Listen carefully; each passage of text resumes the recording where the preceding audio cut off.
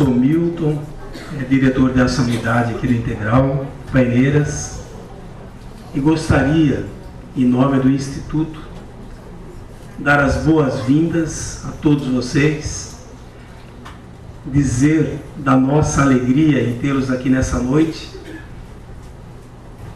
participando conosco do início de um projeto que a gente espera seja perene e que traga contribuições muito importantes para todos nós. Então estamos hoje iniciando a nossa Escola de Pais. E depois, hoje já faremos o convite para o nosso próximo encontro. Então sejam bem-vindos, muito obrigado por terem aceitado o convite. Espero que vocês realmente se sintam em casa e juntos possamos aqui compartilhar ideias, pensamentos e analisar algumas situações, alguns problemas que sempre preocupam, que sempre estão aí no dia a dia de nós, pais, educadores, que convivemos com nossos alunos, nossos filhos e esperamos aprender para transmitir a eles essa segurança, essa tranquilidade, para que eles consigam a meta da vida deles e nossa, que é a sua felicidade. Passo a palavra agora para o nosso coordenador pedagógico, Davi, que vai iniciar aí a nossa reunião, a nossa sessão, apresentando as pessoas que conversarão conosco nessa noite. E agora chamo aqui para frente para ocupar os nossos puffs. Inicialmente a Luciana Haddad Ferreira, a Nana, graduada em Pedagogia pela Unicamp, especialista em arte-terapia e doutora em Educação pela própria Unicamp. Atualmente é coordenadora aqui do Colégio Integral, coordenadora pedagógica do ensino infantil e também do fundamental. É professora do ensino superior e cursos de pós-graduação. Membro do Grupo de Estudos e Pesquisa em Educação Continuada, GPEC. Tem publicações e pesquisas relacionadas à área de arte, educação e formação de professores. Além da Nana, também faço o convite para ocupar o seu local, o seu puff, a Carolina De Felipe, graduada em Ciências Jurídicas e Sociais pela PUC, Campinas, pós-graduada em Direito pelo Centro Universitário Salesiano e mestre em Educação também pelo Centro Universitário Salesiano de São Paulo. Atualmente advogada criminalista e coordenadora geral do ProOrdem. Tem pesquisas publicadas e larga experiência na área de educação, especialmente em futuro, inovações, tecnologias e tendências educacionais. Muito obrigado pela presença, Carolina. E o professor Celso Garcia Júnior, graduado em Medicina pela Universidade Estadual de Campinas, a nossa Unicamp, especialista em Psiquiatria, mestre e doutor em Ciências Médicas pela própria Universidade Unicamp, aqui da nossa cidade. Atualmente é coordenador do Grupo Interdisciplinar de Assistência e Estudos em Transtornos Alimentares e psiquiatra assistente do Hemocentro da Unicamp. Docente do curso de graduação em Medicina da Faculdade de São Leopoldo Mandique, onde coordena a área de saúde mental. Muito obrigado, professor, pela presença. Vou começar esse nosso momento de conversa e de provocações, lembrando que a proposta desse evento é, de fato, fomentar o diálogo e a discussão entre famílias, comunidade escolar e os especialistas que aqui se dispuseram gentilmente a conversar conosco. Então sintam-se à vontade para formular perguntas. A ideia é que façamos uma explanação mais breve, para que vocês também possam, de fato, interagir e colocar suas questões, para que isso sirva de aprendizado para todos. O propósito hoje é que possamos, de fato, discutir um pouco a respeito disso que a gente chama de depressão, melancolia e suicídio. E eu só posso falar de um lugar, que é do lugar da educadora, né? Então, a primeira perspectiva que se apresenta a vocês é a perspectiva de quem é da área da educação. E por isso que eu vou dizer aqui, de início, são provocações e leituras possíveis da dimensão social, histórica e cultural do modo como a gente olha para essas questões hoje na sociedade, né?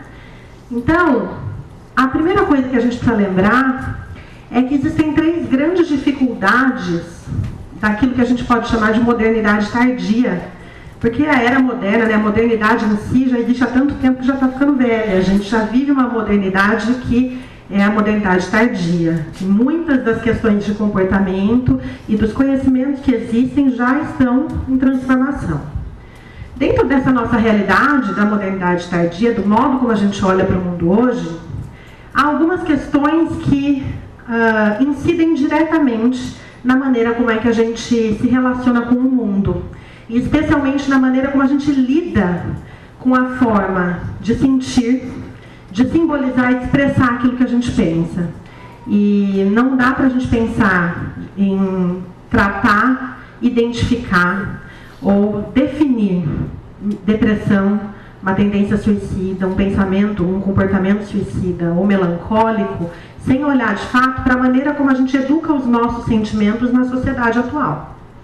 Então, das 3 grandes dificuldades que a gente tem hoje, a primeira delas, e na minha opinião, a mais séria e que merece a nossa atenção, é a maneira como as relações se produzem de forma anestesiante na nossa sociedade, né?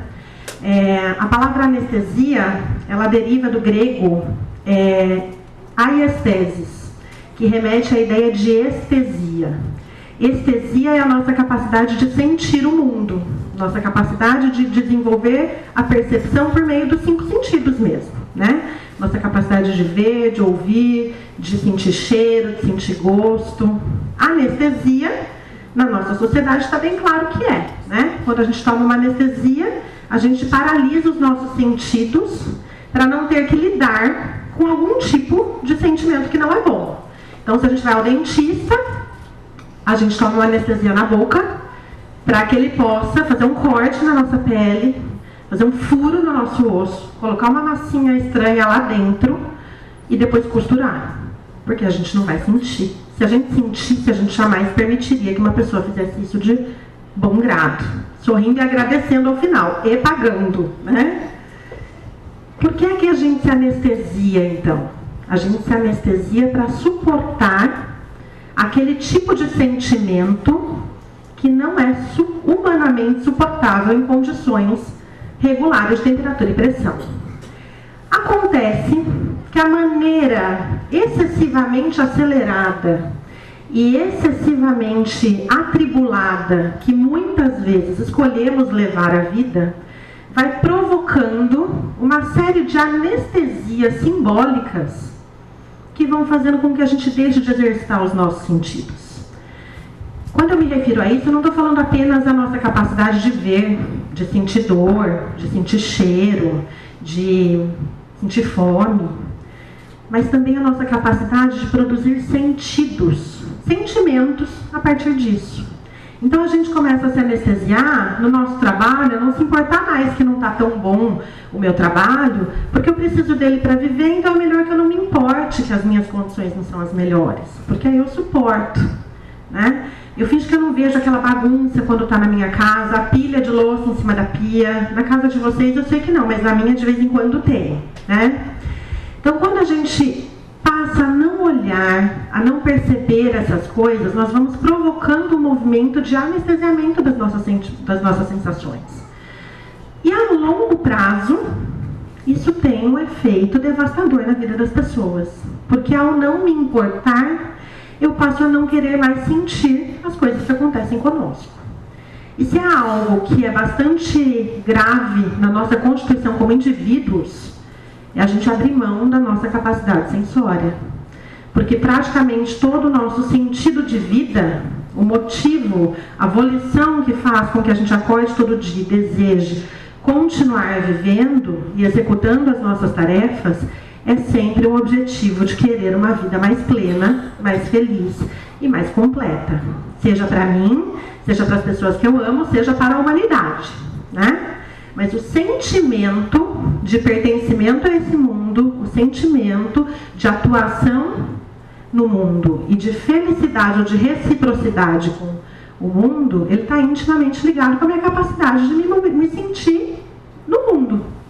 Então, quando a gente começa a não olhar mais o pedinte que está na rua, porque se eu não olho para ele, eu não me incomodo que tem gente passando fome, e aí chega uma hora que eu passo pelos semáforos e não percebo mais, se eu não vejo mais a sujeira no chão da rua, no lugar de recolher, eu pulo por cima e continuo andando como se nada tivesse acontecido, eu vou provocando esse movimento que é anestésico, de não me importar, de naturalizar uma relação que não é natural, de achar que é aceitável comportamentos, sentimentos e situações que não são aceitáveis, e com isso a gente passa de fato a negligenciar uma coisa que é muito importante, que é a educação dos sentimentos. Então, do ponto de vista da educação familiar, tanto quanto da educação escolar, é muito importante que a gente tenha clareza que sentimentos não são inatos. Muito embora nós, como seres humanos, nasçamos com a capacidade de sentir, e os seres humanos são capazes de amar e de odiar, e de sentir ódio, e de desejar, de sentir desejo, de apreciar comer determinado alimento e não outro, esse tipo de sentido, ele é social e culturalmente desenvolvido, quer a gente queira, quer não. Então, é lógico que isso já existem diversas pesquisas em diferentes lugares do mundo, mostrando, por exemplo, que a hiperexposição à violência urbana vai fazendo com que as pessoas se importem menos com a morte. Se importem menos, banalizem o fato de que pessoas morrem. E aí precisam acontecer grandes assassinatos em massa ou grandes tragédias para que as pessoas se comovam com a morte. Por exemplo, como se uma única vida tirada não fosse mais importante, não fosse mais representativo, né? Então, a maneira como o próprio modo de vida da atualidade vai ensinando a gente a sentir, ele pode ser reforçado pelas nossas atitudes ou ele pode ser conflitado. Então, uma coisa importante para a gente pensar é que é possível, a partir da educação que a gente promove na escola e a partir da educação que a gente oferece aos filhos, ensinar as pessoas a prestar mais atenção para a vida que leva, a valorizar o momento de convívio, de estar junto, a de fato saborear a refeição, né? Hoje em dia existem estudos da área, por exemplo, de nutrologia, que mostram como as pessoas comem absurdamente mais quando elas estão sentadas na frente da TV, que elas não percebem o que comem. Eu tenho 2 filhos, né, um de 4 anos e um de 9, e eu tenho certeza disso, que quando eu quero que eles comam a sopa que eles odeiam, eu deixo sentar na frente da TV. Eu dou o que eu quiser que eles comem, né? Bate um pratão. Se tivesse sentado na cozinha, não ia comer. Então, o que isso nos mostra? Eu privo o indivíduo da sua percepção sensória, né? Privo de perceber o paladar, sentir o sabor do alimento, de entender que aquilo tem textura. Esse tipo de educação, ele é fundamental para a nossa percepção crítica, para o desenvolvimento das nossas capacidades de abstração e para o desenvolvimento de habilidades intelectuais mais complexas. Então, é muito importante que a gente tenha essa percepção e entenda que esse anestesiamento das relações, ele é preocupante e é necessário que sejam planejadas intervenções intencionais. Intervenção com quem? Com quem está se mostrando desconectado com a realidade? Não, com todos nós. Todos nós precisamos cotidianamente fazer esse movimento de voltar para si, de atender às demandas do corpo, de entender quais são as nossas dores que a gente para de sentir, que a gente aprende a negligenciar, os nossos limites de corpo, limite de sono. Esse tipo de educação promove uma escuta do organismo. E escutar o próprio corpo é a primeira atitude saudável que se pode ter, de respeito e de limite, inclusive para aprender a ouvir os sinais do corpo de que as coisas não estão bem, né? Em paralelo a isso, nós também vivemos atualmente na crista da onda da alta funcionalidade e performance, né? Hoje em dia, até por conta da capacidade elevada de desenvolvimento de pesquisas, a gente tem um conhecimento técnico muito refinado de praticamente tudo que existe. E por conta disso, a gente sabe fazer com que praticamente tudo que aconteça com muita precisão e com grande objetividade. Isso parece ótimo, né? Mas nem sempre é, porque incide diretamente na questão anterior. Então, vou dar um exemplo de dietas. A gente sabe, por exemplo, hoje, que se você ficar 18 horas sem comer, no tal famoso jejum intermitente, né? E se você se privar de carboidratos e só comer proteínas, o seu corpo vai entrar em colapso e vai começar a queimar suas reservas de gordura e você vai emagrecer muito e muito rápido. E isso é altamente eficiente. Para quem quer emagrecer, em pouco tempo você perde um monte de peso. Agora, em nome dessa alta funcionalidade e performance, eu abro mão de fato, escutar o que é que um organismo vivo como o meu corpo precisa para funcionar bem. Que tipo de nutrientes, de vitaminas, que tipo de alimento, de fato, são alimentos que produzem uma vida saudável, que me trazem saúde, acima do bem-estar de um corpo magrinho, né? Então, em nome, por exemplo, de uma referência estética, eu acabo negligenciando o que de fato importa, que de fato faz diferença para a minha constituição. Estou falando especificamente aqui, dando um exemplo de dietas, que todo mundo aqui conhece alguém que fez uma dieta maluca, seja essa, seja de só comer alface, de tomar chá de abacaxi, né? Tem receita de tudo. Só pode comer azeite da azeitona colhida pelas virgens ao luar, né? Tem dieta para tudo nesse mundo. Muitas vezes elas são de alta performance, mas elas se traduzem em um grande enfraquecimento das nossas estruturas sistêmicas.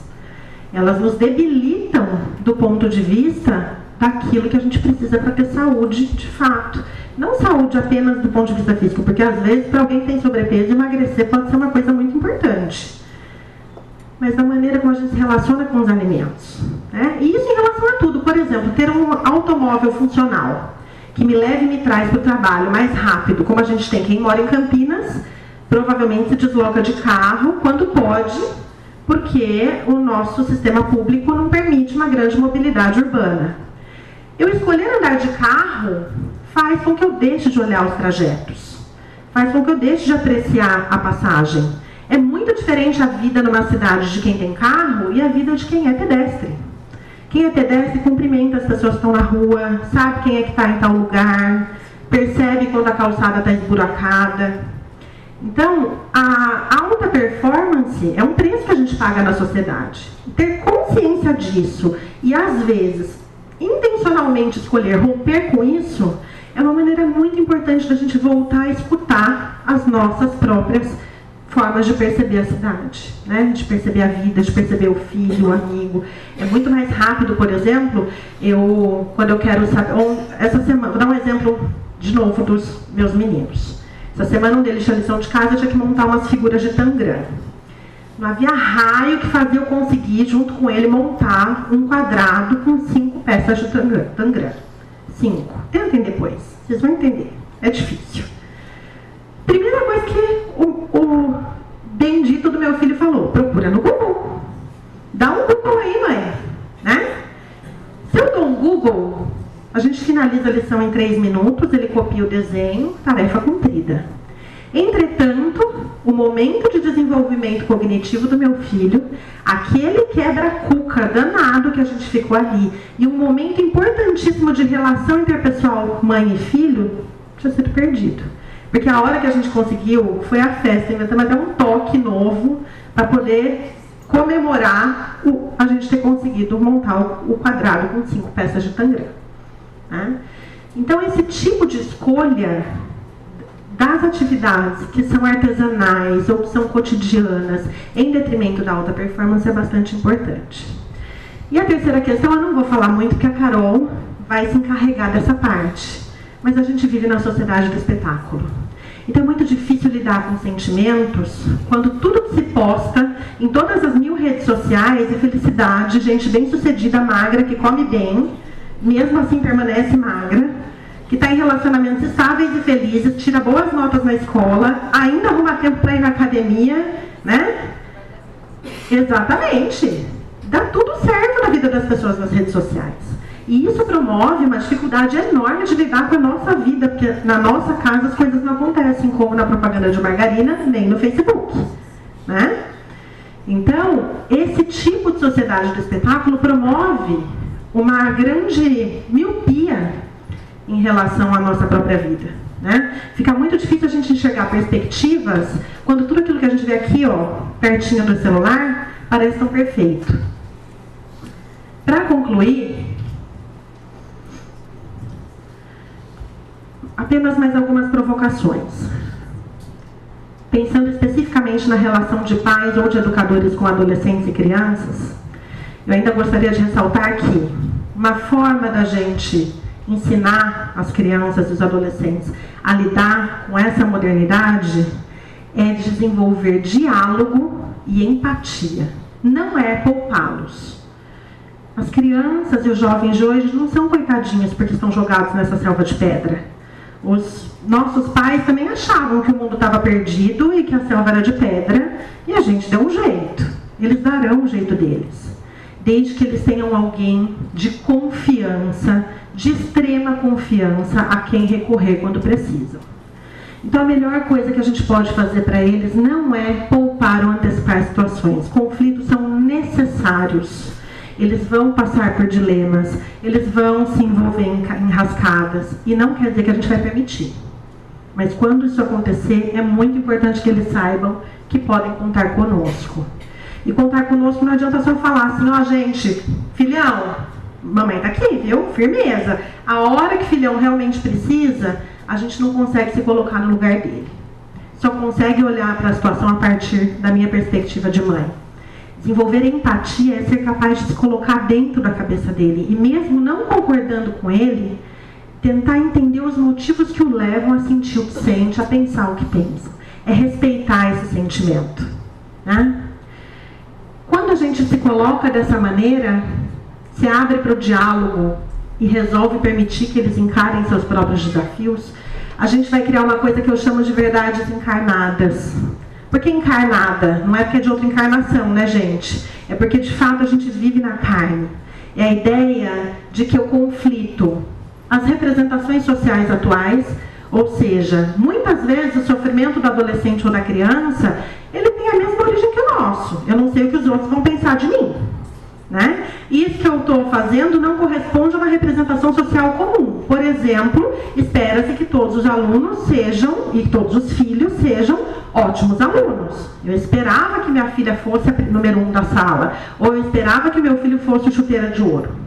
Essa representação social, quando ela é conflitada com aquilo que é realidade e cultura familiar e escolar, e com aquilo que é sentido e simbolizado pela criança e pelo adolescente, isso quando a gente se abre verdadeiramente para essa escuta, a gente começa a entender qual é a verdade para aquela criança ou para aquele adolescente. O quanto de fato ele queria ser chuteira de ouro, ou o quanto de fato que ele queria era a atenção de alguém que estava lá, e como é que a gente lida com isso, a partir do momento que a gente entende o que está acontecendo. Mas para entender é preciso acesso, então eu preciso ter diálogo, e é preciso ter empatia. Eu preciso aprender a pensar com a cabeça dele, não com a minha. Tá? E a partir disso, então, a gente tem que entender que a atitude do adulto é, de fato, diferente da atitude do aluno ou do filho nesse processo. O que isso significa dizer? A gente precisa, primeiro, agir como nós gostaríamos que eles agissem. Então não adianta nada eu falar para uma criança ou para um adolescente que não se resolve nada com violência, e quando ele apronta uma, eu sentar a mão nele, porque ele merece que me respeita, que eu sou seu pai. Não é assim que a gente vai ensinar. Também não adianta apenas eu achar que eu dando o modelo de paciência, paz e amor da humanidade, ele vai copiar tudo que eu faço. Porque, pasmem, a gente não é o único modelo na vida deles. Vocês acreditam nisso? Que eles têm amigos que eles copiam, professores 1000 que eles copiam, personagens da televisão, ídolos do Instagram, então, não é? Do YouTube, e de todas as outras, do Twitter e tudo mais, né? que isso significa? Não adianta mostrar como, mas principalmente ensinar como. Dizer a eles, eu não vou aceitar que você trate uma pessoa desse jeito. Você não pode, mãe, mas todo mundo zoa. Não, todo mundo zoa, mas você, a famosa frase de todas as mães do mundo, você não é todo mundo, né? Você não vai falar desse jeito, eu não vou permitir, isso não é humano, isso não é sensível. E entender que é porque é um princípio inegociável. Pai e mãe, é muito bom que a gente seja amigo dos filhos, mas eles têm outros amigos e não têm outros pais e não têm outras mães. Assim como eles não têm outros professores além daqueles que são os professores deles naqueles anos. Então a gente pode e deve ter uma relação de amizade, mas o que tem que estar acima de tudo é a minha responsabilidade como adulto da relação. Isso é inegociável. Os limites, eles podem ser negociados. Eu posso negociar, você vai chegar às 11 ou vai chegar à meia-noite. Uma vez colocado o limite, é muito importante que isso seja respeitado. Muito embora não pareça uma relação tão próxima com os temas que a gente está abordando hoje, a ideia é que a gente vá aprofundando isso, mas certamente uma vida ajustada e presente, uma vida conectada com os próprios sentidos e de autoconhecimento, ela promove uma relação bastante fértil com a comunidade, um sentimento de pertencimento que traz uma chance muito maior, tanto de recuperação quanto de prevenção de sentimentos como esses que a gente está discutindo aqui hoje. Tá bem? Era isso que eu tinha para dizer a vocês. Passo a palavra agora para a professora Carol.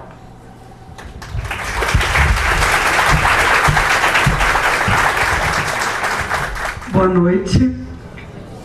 Agradeço o convite para estar aqui, é um prazer, uma honra, e para que a gente possa conversar um pouco, pegando o gancho das coisas que a Nana falou, que a gente possa falar um pouco dessa sociedade do espetáculo e do que isso acontece na vida prática. Eu sou advogada criminalista há 14 anos e sou mestre em educação, então há muitos anos eu venho unindo essas duas coisas.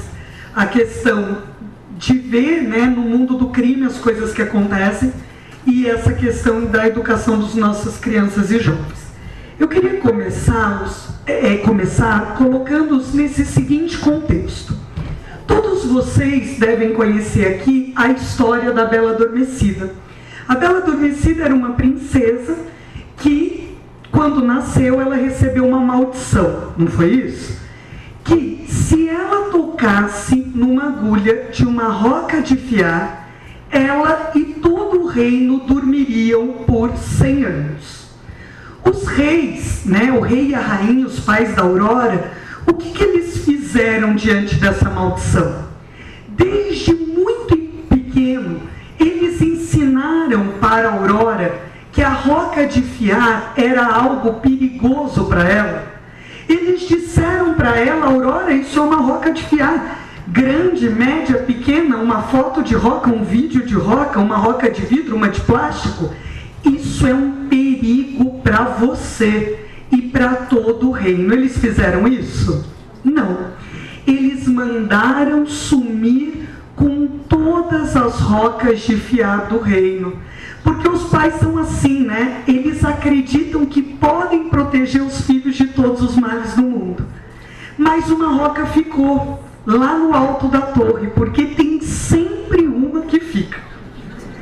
E aí, quando a Aurora se depara com essa roca, ela não só não sabia do perigo daquilo, como ela tinha curiosidade em relação àquele objeto que ela nunca tinha visto. Ela coloca o dedo na agulha e a gente sabe, o que aconteceu, o final da história. Então, é dentro desse contexto que eu quero usar aqui um conceito que é muito usado na publicidade, no mercado, mas que tem bastante a ver com o que a gente vai falar. Maslow, ele disse que todo ser humano tem 5 necessidades.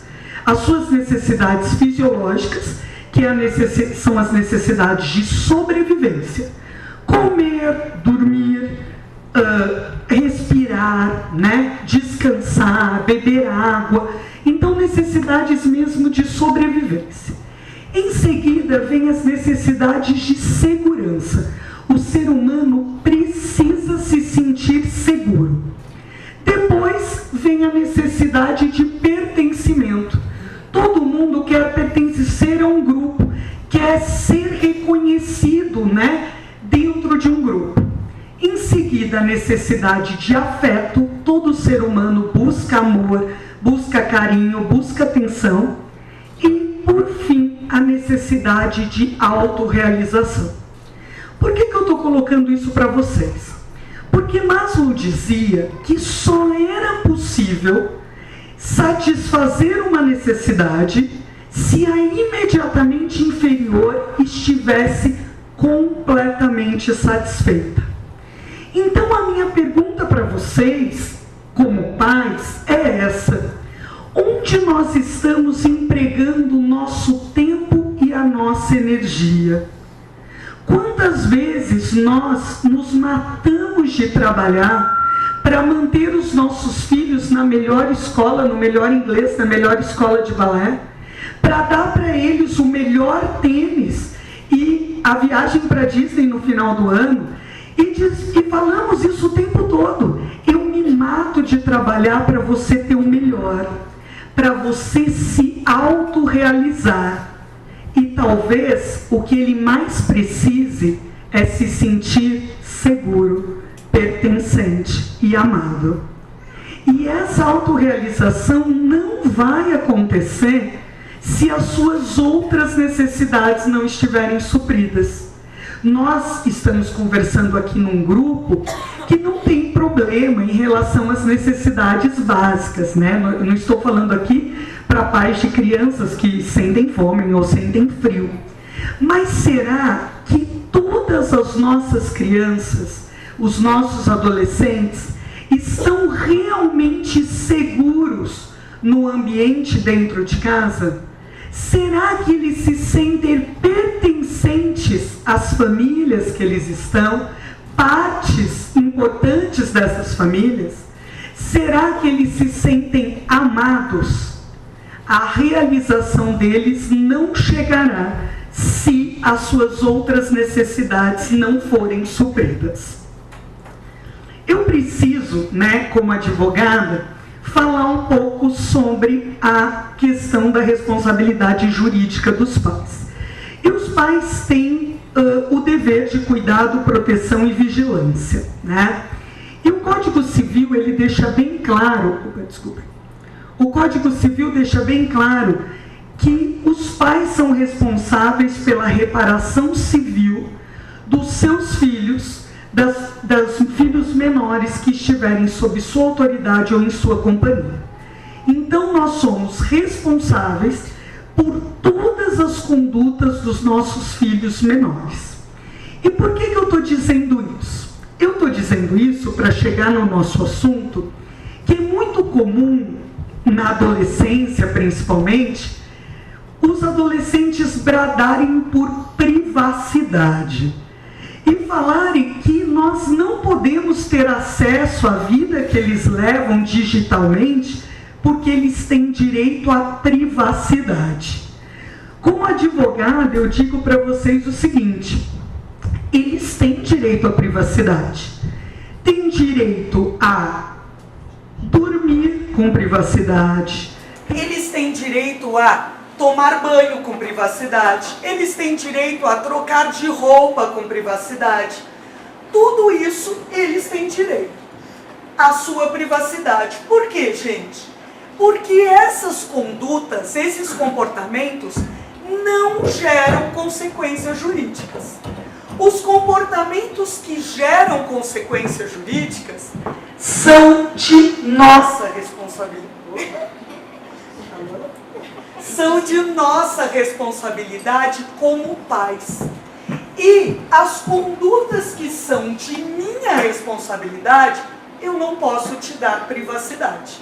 Porque eu preciso conhecê-las para controlá-las, para vigiá-las. Porque quem vai responder por elas sou eu e não o menor. Então não existe privacidade, né, pelos atos dos quais eu sou responsável. Aqui eu queria só dar uma ideia para vocês do que acontece no mundo digital em 60 segundos. Em 1 minuto no mundo digital, nós temos 900 mil logins no Facebook. Em 1 minuto no mundo digital, nós temos 16 milhões de mensagens trocadas no WhatsApp.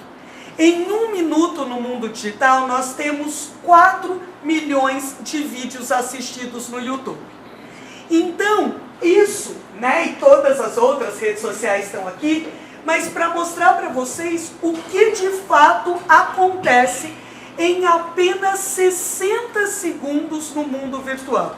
E qual é o alcance do que está, né, nesse mundo no qual nós estamos inseridos. Por que nossos filhos hoje são vítimas em potencial de alguns crimes e de alguns problemas que levam, né, como extremo ao suicídio?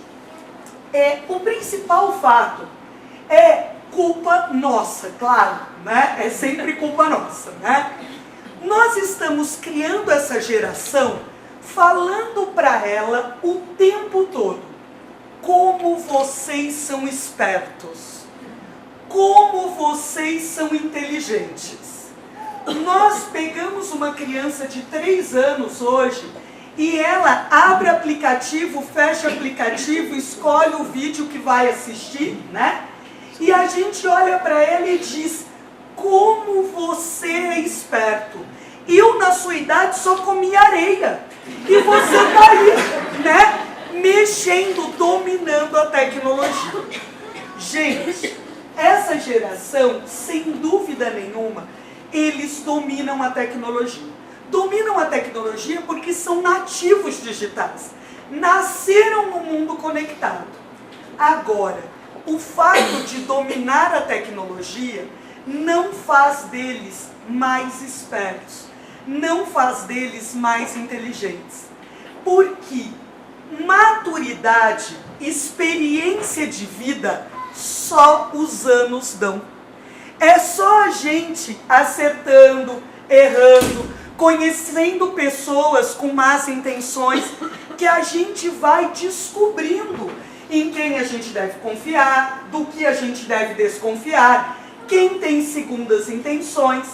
E eles não têm isso, porque não têm vivência.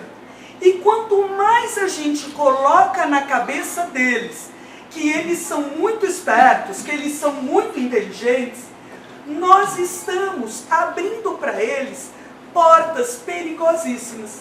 Porque eles vão adentrando,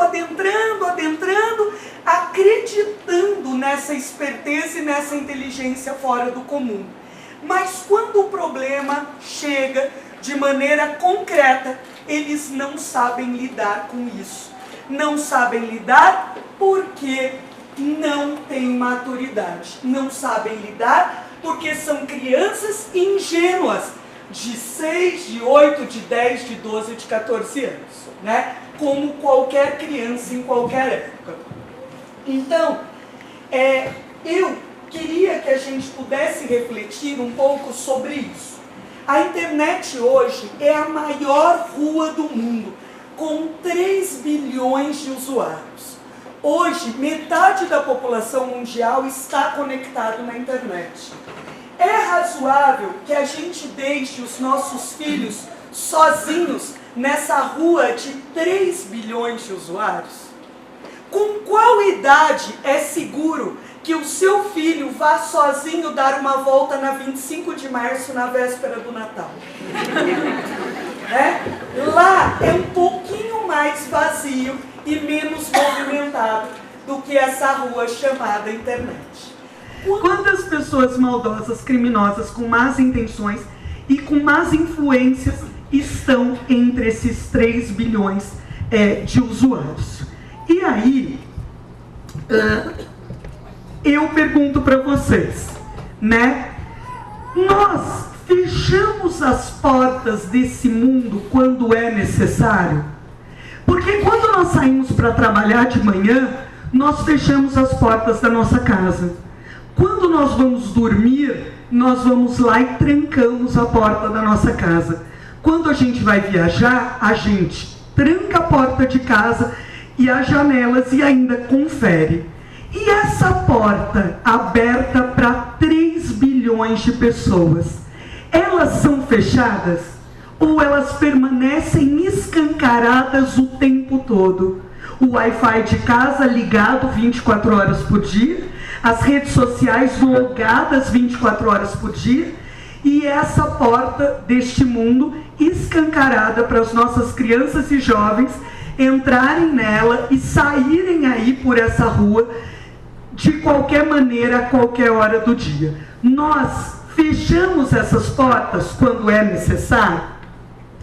Qual que é a idade certa para cada coisa? Essa é uma pergunta que sempre aparece, né? Qual que é a idade certa para ter celular? Qual que é a idade certa para cada rede social? A primeira, né, eu acho que não existe uma resposta fechada, mas existem muitas pistas. A minha pergunta é: qual é a idade certa para uma criança usar uma panela de pressão sozinha? Sem vigilância. Porque é mais ou menos disso que nós estamos falando. E eu digo mais, né? Nós temos uma determinação que todo brinquedo deve ter uma etiqueta do Inmetro dizendo qual é a idade de recomendação desse brinquedo. Então esse brinquedo é proibido para crianças de 0 a 3 anos porque contém peças pequenas que podem ser engolidas, não é isso? A gente pode virar e revirar uma caixa de celular e a gente não encontra essa recomendação do Inmetro. Por quê? Porque celular não é brinquedo. E se não é brinquedo, não deve estar na mão de uma criança, tá certo? Essa é a pista principal. Agora nós temos pistas reguladas, né? Então nós temos os contratos das redes sociais que dizem o seguinte: Facebook, Instagram, Snapchat, WhatsApp, né, os mais famosos, a idade contratual para entrar é de 13 anos. Vimeo e YouTube com conteúdo próprio, a idade é de 13 anos com consentimento dos pais. O Skype, 16 anos, e o YouTube, sem filtros, e o Tinder, 18 anos. Aqui, gente, nós temos que pensar o seguinte: se você, pai e mãe, permitiu que o seu filho entrasse em uma rede social antes da idade permitida, e essa rede social não tem cadastro, você está valendo-se da sua condição de pai. É como se você permitisse que o seu filho assistisse um filme fora da classificação etária. Ah, meu filho tem 10 anos, mas ele ama o Homem-Aranha. O filme do Homem-Aranha está em classificação de 14 anos.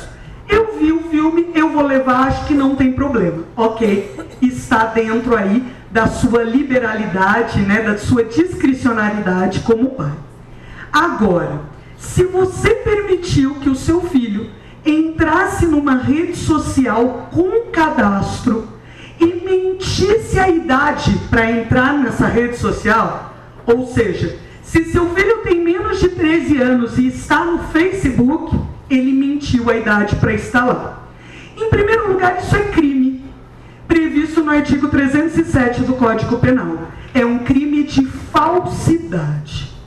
Em segundo lugar, para mim, ao permitir isso, os pais estão plantando a semente do estelionato. Estão ensinando para os filhos que tudo bem mentir para ter uma vantagem. Não há problema. Se você quiser ter uma vantagem, você pode mentir se for oportuno. E aí você vai conseguir essa vantagem. Então, quero casar com o que a Nana disse, que os nossos exemplos são pelas atitudes, né? E não só pelo que a gente fala. Eu teria muito aqui para falar sobre as redes sociais. E até vou pedir desculpa para vocês, que acabou ficando o meu maior, o antigo. Mas eu vou passar por causa do tempo. Mas eu quero colocar algumas coisas para vocês, né? Nós temos que nos perguntar o tempo todo: qual é o limite do seguro publicar? mostrar isso para todo mundo? Então, nós temos que pôr isso na cabeça dos nossos filhos. Você teria coragem de pegar esta foto, este post, esta mensagem do WhatsApp e colocar aqui no telão para passar no pátio na hora do intervalo da sua escola? Se a resposta for não, isso não pode ser publicado. Você teria coragem de colocar essa foto ampliada no mural da sua escola? Se a resposta for não, isso não pode ser publicado. Porque se no mural da escola isso teria um alcance, muito maior é o alcance, né, dentro de uma rede social. Uma coisa que a gente precisa aprender, o que a gente, e eles, né, a gente precisa aprender para ensinar para eles. O que a gente publica é para sempre e é irreversível. Nada se apaga na rede. Você pode desabilitar a sua conta, você pode, um juiz pode mandar tirar aquela foto, mas isso não se apaga na rede. Por quê? Porque se eu vi, eu posso ter printado a tela e ter guardado para mim. E eu vou usar esse material quando eu achar oportuno. Se isso foi mandado num grupo de WhatsApp, quantas pessoas podem ter printado e guardado isso? Então, publicar algo é uma decisão irreversível. E a gente precisa ter consciência disso. Nem tudo que está na rede é verdade, né? Essa é uma questão importante para a gente colocar, e nós vamos chegar na questão do suicídio, porque muitas vezes há um compartilhamento excessivo de informações que não são verdade. E isso acaba trazendo, muitas vezes, pânico, acaba engrossando um discurso que não é verdadeiro e tornando uma situação muito pior do que realmente é. Um exemplo, né, do extremo disso foi o que aconteceu com a dona de casa Fabiane. Foi feito um post no Facebook dizendo que havia uma sequestradora que pegava as crianças e matava para magia negra. Esse post foi sendo compartilhado por pessoas irresponsáveis que compartilham coisas escrito assim: não sei se é verdade, mas na dúvida vou compartilhar. Isso é uma tremenda irresponsabilidade. Porque foi feito um retrato falado, essa moça, dona de casa, mãe de família, foi confundida com esse retrato falado, foi pega, espancada, linchada até a morte. E essa suposta sequestradora de crianças nunca existiu. Não havia qualquer registro em relação a isso. Então, antes de compartilhar algo que você não sabe que é verdade, e a gente precisa passar isso para os nossos filhos, cheque. Porque amanhã, alguém que não gosta de você pode pôr uma foto sua e dizer maltratador de animais. Compartilhe até chegar nas autoridades. E a sua vida pode acabar por isso, porque não tem volta, né? Algumas perguntas para vocês, para a gente falar dessa segurança. Então, a rede social que a sua criança ou adolescente pertence está adequado à sua idade? Por todos esses motivos que nós conversamos, né? Eu não falei aqui no meu currículo, mas é importante, eu tenho uma menina de 4 e um menino de 11. E aqui eu preciso contar uma história rapidinho, que o ano passado, eu não sei se chegou até vocês, estava rodando uma mensagem no WhatsApp que dizia assim: oi, meu nome é fulana, eu morri com 16 anos. Gente, na nossa época, a gente tinha medo da loira do banheiro, né? Essa é a versão loira do banheiro 3.0. Agora ela assombra no WhatsApp. E aí, né, a gente recebendo isso, o que nós fizemos? O que eu fiz? Ri, como vocês riram agora. E aí uma mãe, no grupo de mães do WhatsApp da escola, disse assim: olha, a criançada está repassando essa mensagem e eles estão ficando com medo. Vamos falar para os nossos filhos não repassarem mais essa mensagem. Eu não sou de criar polêmica não, mas eu não aguentei. E eu disse o seguinte: se o seu filho está com medo de um fantasma no WhatsApp, ele não tem maturidade para ter o WhatsApp. Ferramenta errada, na mão errada. Porque se seu filho é criança a ponto de ter medo de um fantasma do WhatsApp, ele não está preparado para lidar com essa ferramenta. Então, será que a sua criança e o seu adolescente têm responsabilidade e maturidade para operar a ferramenta que ele tem na mão? Né? Você tem domínio e pertence à rede social que os seus filhos estão? Porque se você não pertence, você não está vigiando na sua totalidade. As nossas crianças, gente, os nossos adolescentes, passam o dia narrando a vida no Snapchat. Eles fazem Snap o dia todo. Se você não tem o Snapchat, você não sabe que as mensagens que são mandadas lá duram segundos e são dificilmente rastreadas. Nós precisamos dominar para vigiar.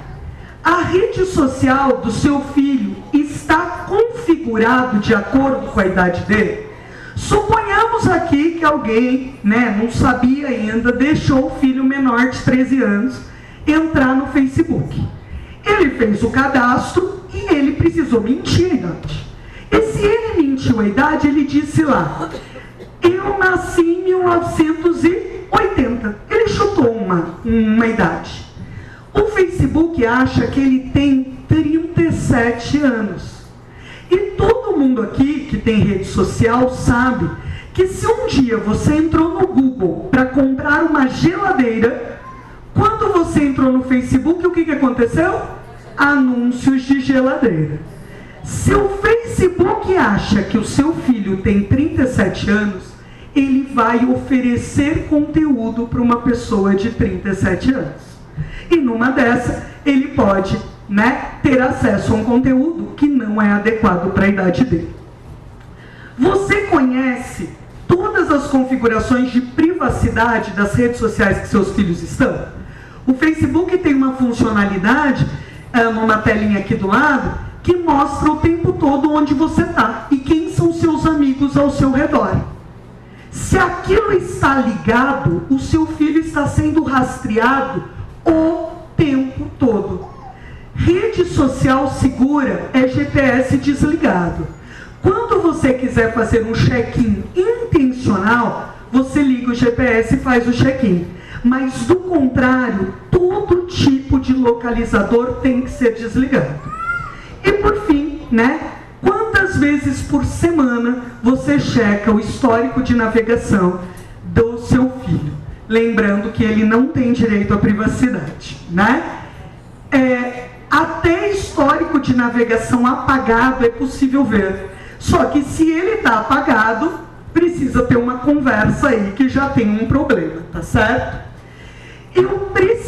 Eu acho que meu tempo tá, mas eu preciso falar de sexting. Sexting em adolescência hoje é o que nós temos de mais perigoso em rede. Então, vou me ater a falar disso para terminar. Sexting é o famoso manda nudes. Há 5 anos atrás, quando eu falava disso, eu falava para adolescentes de 15, 16 anos. Hoje, crianças de 12 anos estão praticando sexting. Eles mandam mensagens de cunho sensual ou sexual, entre eles. E aí eu vou usar rapidamente as palavras da psiquiatra, colega do professor, a Ana Beatriz Barbosa, que ela diz o seguinte: o sexting vem aumentando cada vez mais e preocupando as autoridades em crimes digitais. Motivadas por forte paixão, e por estarem em fase de descoberta sexual, as adolescentes ainda não têm maturidade suficiente para entender que as trocas de intimidade ou a prova de amor não serão eternas e que no universo virtual nada fica entre quatro paredes. Também é muito comum que o ex-namorado, frustrado e ferido com o término do relacionamento, divulgue o conteúdo íntimo com o objetivo de se vingar ou de difamar a vítima, e até para ter fama de pegador. Casos de suicídio vêm ocorrendo em várias partes do mundo, inclusive no Brasil, envolvendo a prática de sexo. O suicídio está muito ligado à prática de sexo. Por quê? Porque nessa aventura de mandar nudes, essa foto nunca mais é apagada. E essa menina, esse menino vão ficar marcados por muito e muito tempo. E essa foto vai voltar, esse post vai voltar. E isso está levando a várias situações de suicídio. Eu queria que vocês soubessem que a SaferNet, que é uma organização não governamental que combate a pedofilia, ajuda o Ministério Público, ela tira por mês do ar 1000 sites de pornografia infantil do Brasil. 1000! O Brasil é o maior consumidor de pornografia infantil do mundo. E sabem por quê? Porque os criminosos não estão se dando o trabalho de produzir conteúdo. Os criminosos não precisam mais se preocupar com isso. Os nossos filhos estão produzindo conteúdo para eles. Então, aquela foto que parecia inocente no namorinho da escola, muitas vezes está sendo vendida num site de pedofilia internacional. Nós precisamos convencer nossos filhos que a única maneira de se proteger é não produzir material. Uma vez produzido, uma vez em rede, não tem mais volta. Não existe segredo de dois em rede. E, para terminar, né, a gente falou do YouTube, vocês precisam, espero que vocês saibam quem são essas pessoas aqui. Porque são essas pessoas aqui que os nossos filhos idolatram. Um sujeito que tem 55 milhões de inscritos, é ele que dita as regras dos adolescentes, o PewDiePie, e todos os outros brasileiros. Aqui, rapidamente, para mostrar para vocês, o Felipe Neto, com 11 milhões de inscritos, ele tem um irmão chamado Lucas Neto. Esse vídeo ficou super popular porque o Lucas Neto, que tem 4 milhões de inscritos, ele pôs 80 quilos de Nutella numa banheira e entrou dentro. Quando eu vi isso, eu pensei, que idiota, que desperdício de Nutella, né? E que nojo, tá certo? Só que ele teve 5 milhões de visualizações nesse vídeo e 850 mil curtidas. Os nossos filhos acham isso o máximo. Aí a gente pode dizer, tudo bem, vai, é uma brincadeira, vamos rir, vai, você tá muito chata. E esse sujeito aqui, o Zóio, que tem 6 milhões e meio de seguidores e que fez uma onda de 50 desafios, entre eles enfiaram clipes na tomada e colar a boca com Super Bonder. Ele arrancou um dente no ar para mostrar que ele era forte, etc e tal. É isso que os nossos filhos estão vendo também. E o extremo disso é o que aconteceu com o Gustavo ano passado. Um menino de 13 anos que morreu online. Estava jogando dentro do quarto na casa do pai e por um desafio de um youtuber, ele se enforcou e morreu com os outros vendo. E os pais, nós como os pais, ainda achamos que eles estão dentro de casa e estão seguros, né? Quanta ingenuidade. Então, gente, o assunto aqui é longo, mas eu quero terminar dizendo isso. Controle parental é fundamental. Embora todas empresas de tecnologia venham trabalhando para que as pessoas usem esses controles, apenas 38% dos pais têm controle parental nos computadores. E esse número cai para 16% quando a gente fala dos celulares. Existem muitos tipos de controle parental. Pagos, em que a gente recebe até relatório do que foi acessado, que horas foi acessado, quanto tempo ficou no site, o que estava vendo. E gratuitos também. Quem tem telefone Vivo, no Meu Vivo tem controle parental. A Netflix, né, tem a possibilidade de contas individuais, porque não é razoável que uma criança de 8, 9, 10 anos esteja assistindo a série 13 Razões Por Quê, né? Como que ela vai digerir aquelas informações? Toda aquela glamorização do suicídio. Então é com controle, nós não podemos estar no bolso dos nossos filhos 24 horas por dia, 7 dias por semana. Então nós precisamos usar a tecnologia também ao nosso favor. Para terminar mesmo, eu queria só deixar como mensagem para a gente discutir depois esse texto que é de uma psicopedagoga que diz assim: antes perdíamos os filhos nos rios, nos matos, nos mares, hoje os temos perdido dentro do quarto. Quando brincavam nos quintais, ouvíamos suas vozes, escutávamos suas fantasias e ao ouvi-los, mesmo à distância, sabíamos o que se passava em suas mentes. Quando entravam em casa, não existia uma TV em cada quarto, nem dispositivos eletrônicos em suas mãos. Hoje não escutamos suas vozes, não ouvimos seus pensamentos e fantasias. As crianças estão ali, dentro de seus quartos, e por isso pensamos estar em insegurança. Quanta imaturidade a nossa! Agora ficam com seus fones de ouvido trancados em seus mundos, construindo seus saberes sem que saibamos o que é. Perdem literalmente a vida, ainda vivos em corpos, mas mortos em seus relacionamentos com seus pais, fechados no mundo global de tanta informação e estímulos, de modismos passageiros, que em nada contribuem para a formação de crianças seguras e fortes, para tomarem decisões moralmente corretas e de acordo com seus valores familiares. Dentro de seus quartos perdemos os filhos, pois nem sabem nem mais quem são ou o que pensam suas famílias. Já estão mortos de sua identidade familiar. Se tornam uma mistura de tudo aquilo pelo qual eles têm sido influenciados, e pais nem sempre já sabem o que seus filhos são.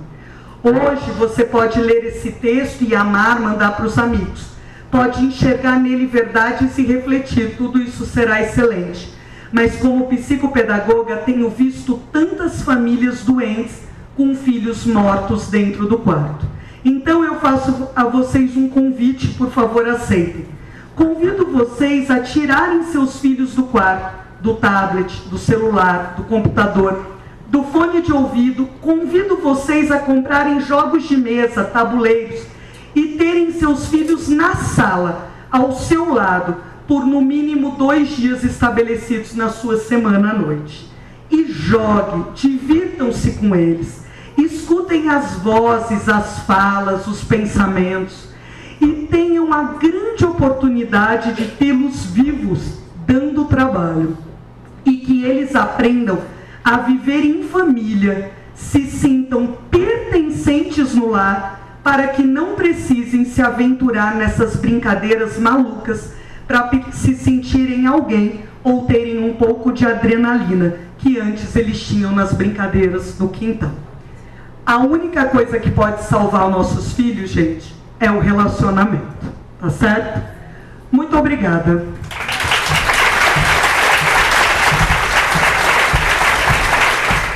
Boa noite a todos. Obrigado pelo convite, é um prazer muito grande e uma oportunidade muito boa de conversar com vocês. Eu achei fantásticas as 2 apresentações, aprendi muito. Vocês deram uma visão, primeiro do do aspecto psicopedagógico, né, de uma visão psicopedagógica. Você falou de questões que eu acho que até são éticas, não só jurídicas, né? E sobrou para mim falar de um tema um pouco difícil de falar. Alô? Um pouco mais difícil de falar, eu acho, porque nós vamos falar de depressão e nós vamos falar de suicídio. Eu achei muito interessante no primeiro encontro de pais aqui do Colégio Integral esse tema da depressão ser trazido à tona, porque a depressão é um tema muito relevante na saúde. Essa foto é do site da Organização Mundial de Saúde, e aqui vocês veem a depressão como uma ameaça escondida, velada, né? Temos que reconhecer para conseguir lidar com ela. Então é assim que a gente vai conseguir, identificando a depressão, identificando fatores de risco para o suicídio, é assim que a gente vai conseguir lidar com isso e poder abordar de uma forma adequada os nossos filhos, os nossos adolescentes. A depressão é um problema heterogêneo, se apresenta de várias maneiras, não existe um padrão. Não é todo paciente deprimido, não é toda pessoa com um transtorno depressivo que fica absolutamente triste. Existe uma certa heterogeneidade. A prevalência, ou seja, quantos por cento da população ao longo da vida apresenta depressão, no mundo inteiro gira em torno de 18%.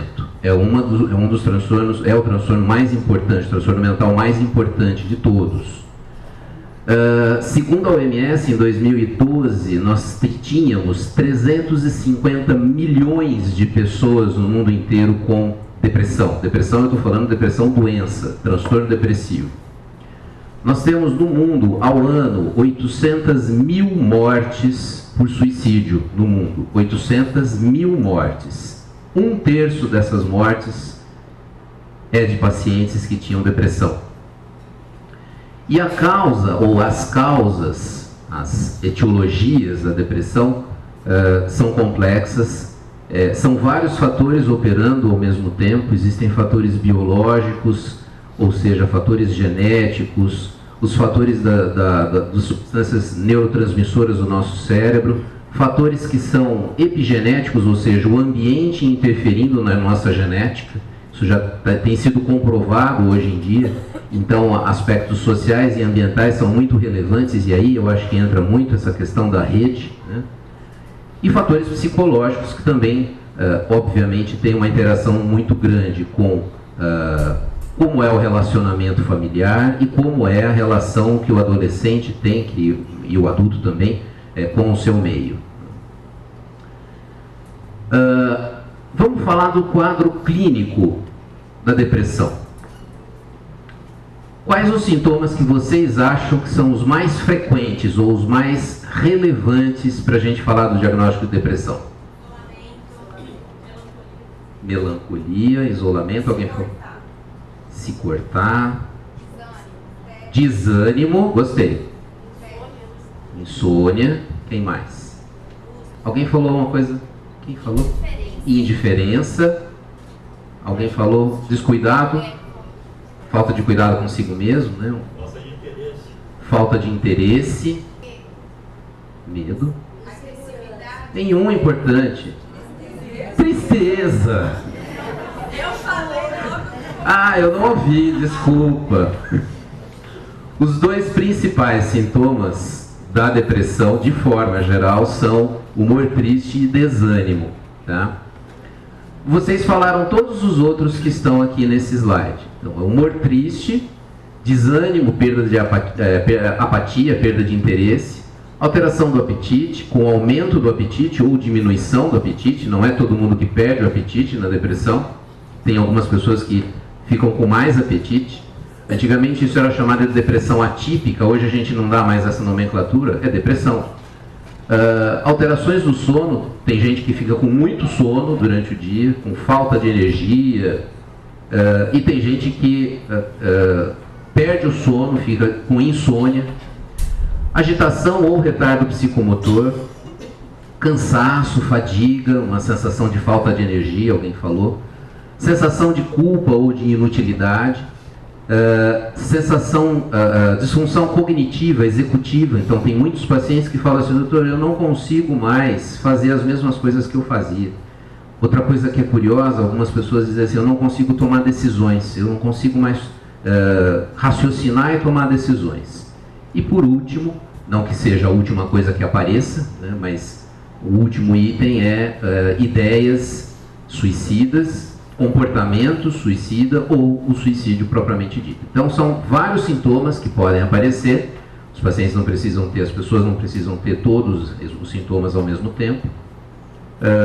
Os sintomas variam em relação à gravidade. Tem quadros depressivos mais leves, moderados e quadros depressivos graves. Existem tipos de depressão variados. Existem quadros depressivos que se arrastam ao longo da vida toda, desde a adolescência.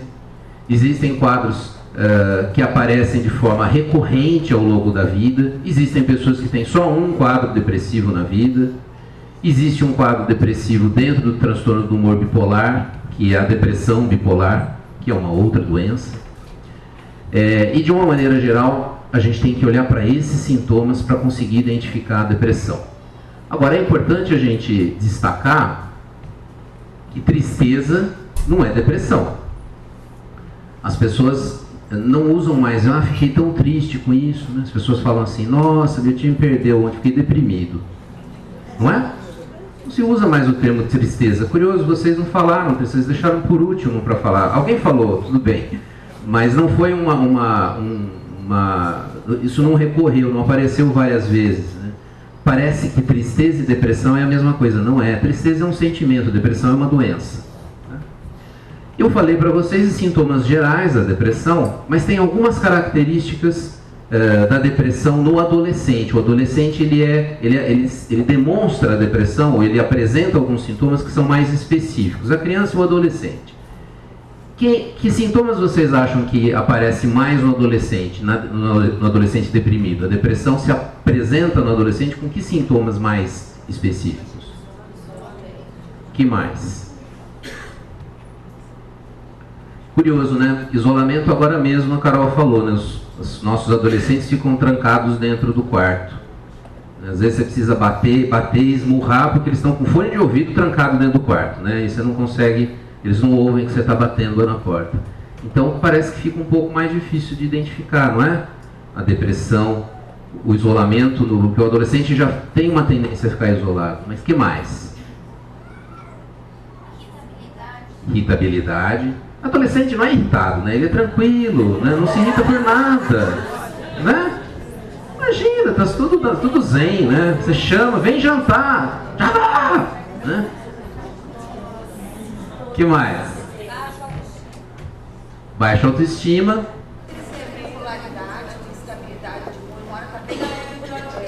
Extremos, né? Isso.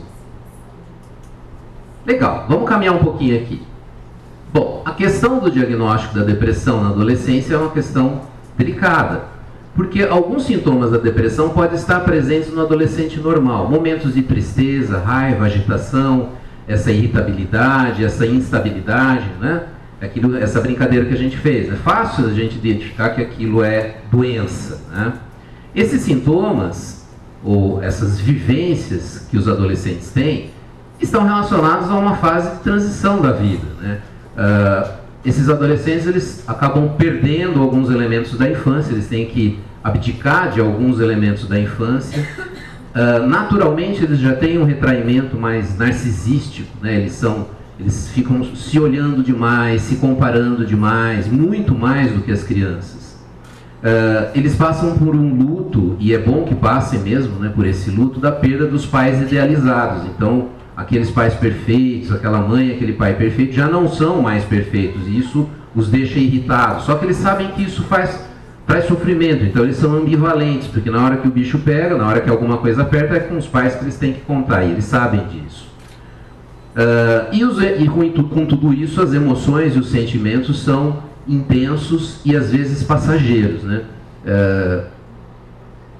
A gente começa a conversar com o nosso filho adolescente, ele está nitidamente irritado, Aí você fala, bom, deixa eu ficar quietinho aqui que daqui uns 20 minutos passa. Aí vai jantar, terminou de jantar, pronto, já está tudo em ordem, está tudo beleza, já consegue conversar. É uma coisa que varia demais ao longo do dia.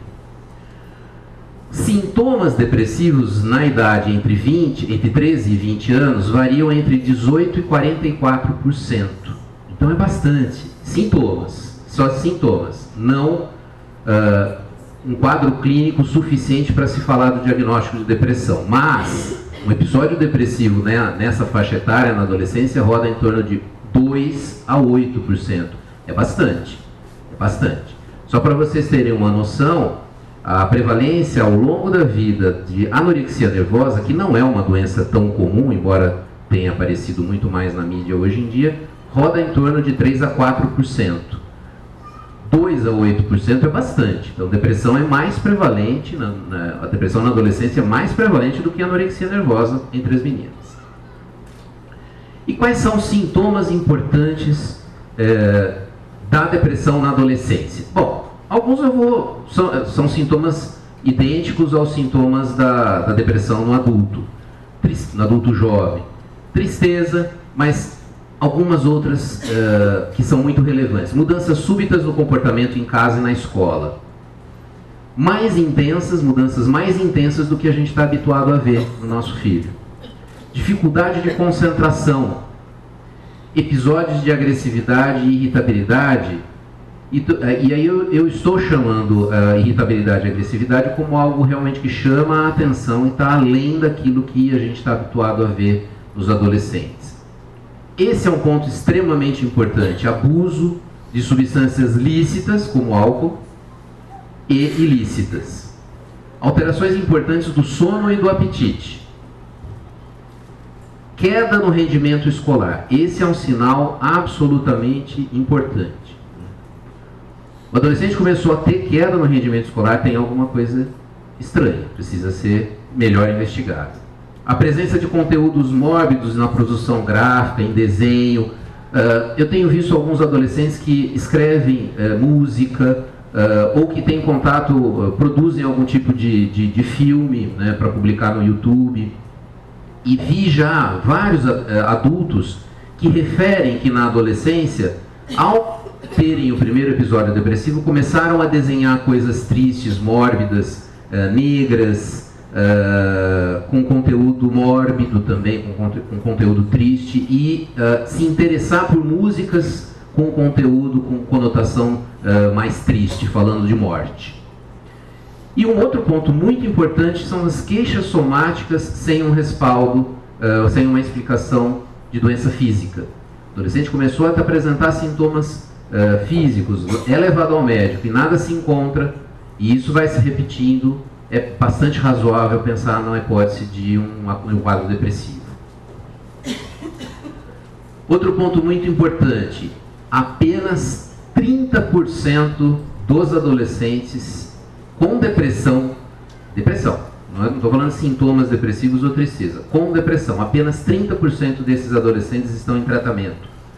2/3 não estão em tratamento, continuam depressivos, e isso vai contribuir para que eles sejam adultos deprimidos.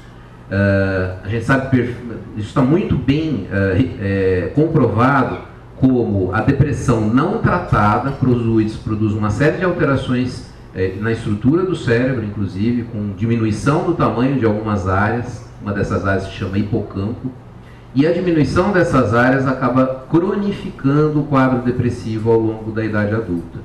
Então, não tratar o adolescente deprimido tem uma consequência muito importante em longo prazo. E como vocês acham que deve ser o tratamento da depressão no adolescente?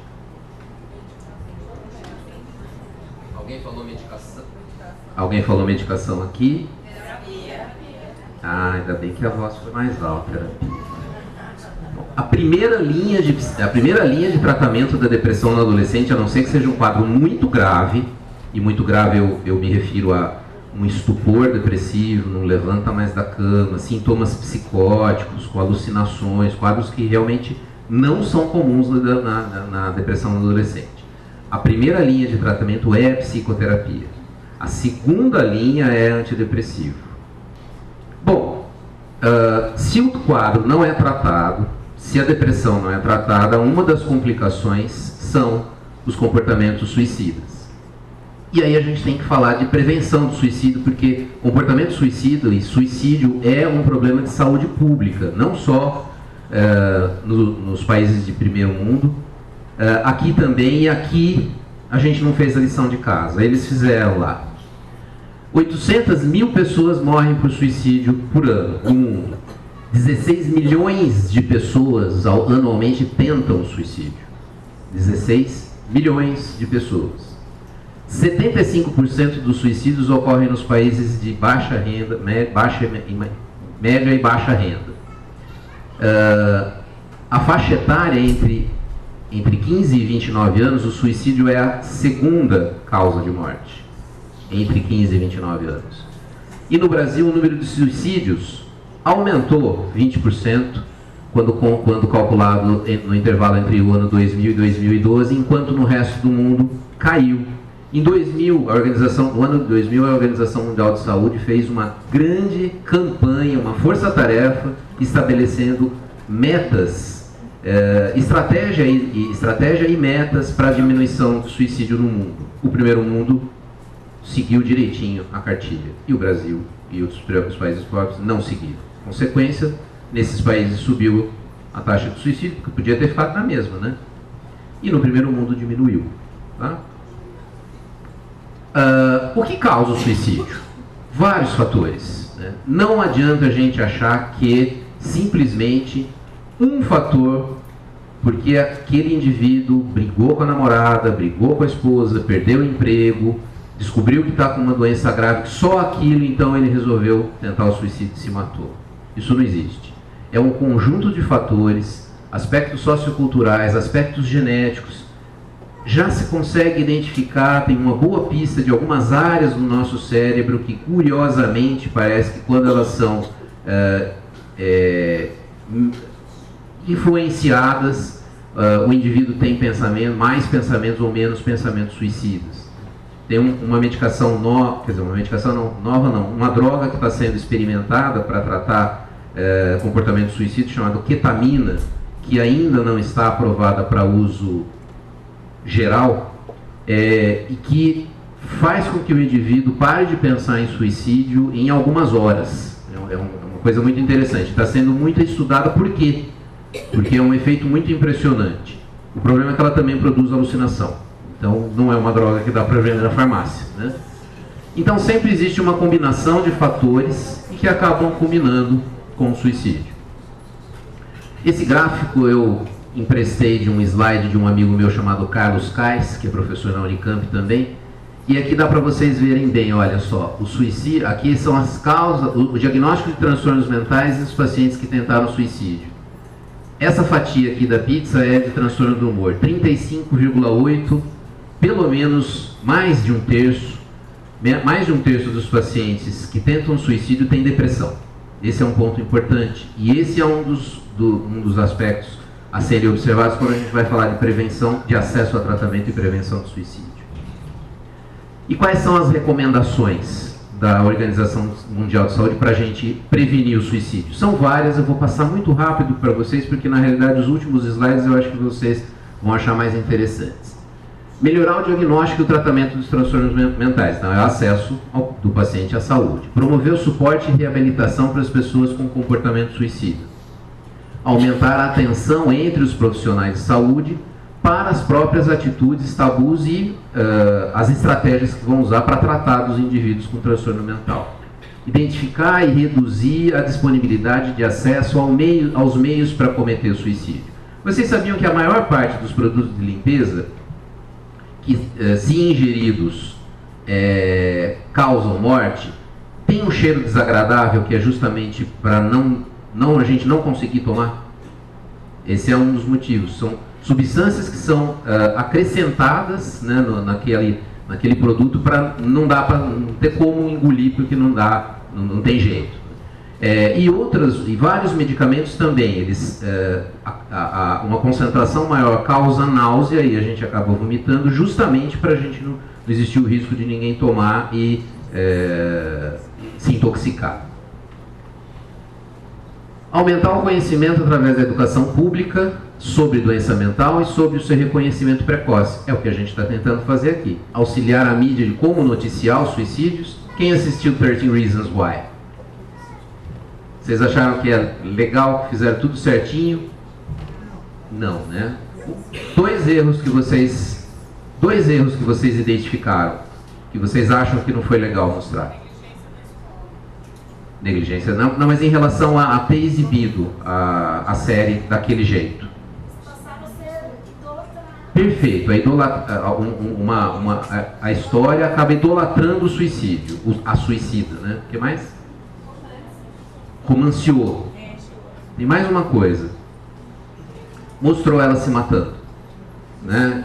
Ensinou, não só ensinou, mas para quem assistiu acaba sendo uma cena, me permitam, é uma cena poética, né? É uma coisa poética. Então isso também foi um outro erro. Foram outros erros, né? A Netflix depois tentou se redimir, a própria produtora, que é a Celina Gomes, também colocou um vídeo a mais lá, um episódio a mais para falar um pouco disso. Eles tentaram se redimir, mas sem dúvida não foi a melhor maneira de lidar com o suicídio na mídia. Incentivar a pesquisa, claro, sobre o tema, e prover o treinamento de equipe de saúde, além de suporte para familiares, amigos e pessoas próximas dos indivíduos que faleceram por suicídio. Por quê? Porque antecedente familiar de suicídio é um fator de risco para suicídio.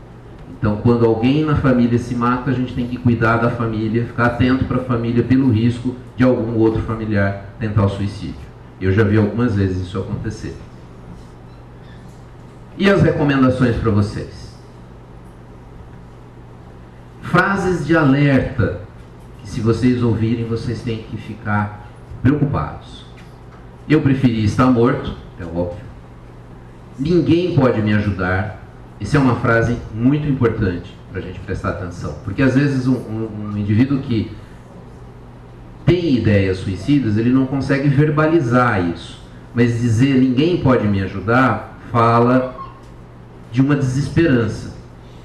Nada mais pode ser feito. Eu não aguento mais, chegou no limite, e eu sou um peso para os outros. Essa sensação de culpa também é muito perigosa.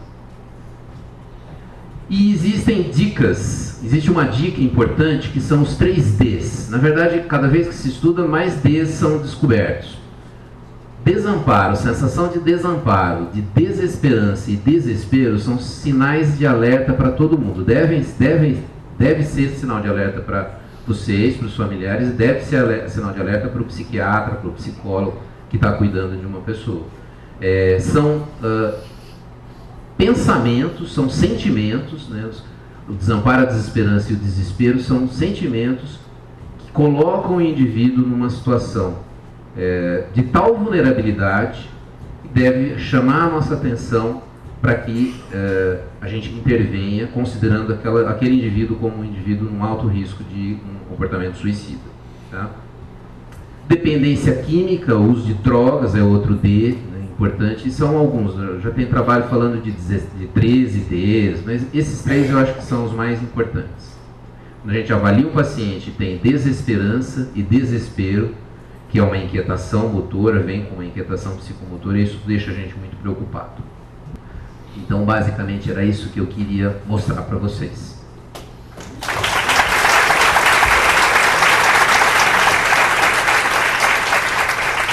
Muito obrigada pelo tempo que nos emprestaram. Dia 26 de outubro, então, tem mais.